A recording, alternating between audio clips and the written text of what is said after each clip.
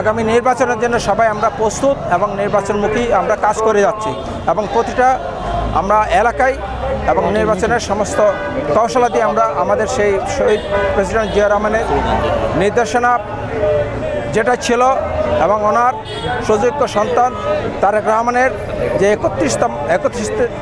31 বিশিষ্ট যে আপনার ম্যান্ডেট ছিল সেগুলি আমরা বাস্তব করার জন্য প্রতিটা ঘরে ঘরে যাচ্ছি, সেগুলি সবাইকে আমরা সেগুলি বোঝাচ্ছি। ইনশাল্লাহ আমরা যদি আগামী দিন ভোটের মাধ্যমে যদি দল নির্বাচন করতে পারি, ইনশাল্লাহ সেই 31 দফা আমরা বাস্তবায়ন করবো ইনশাল্লাহ।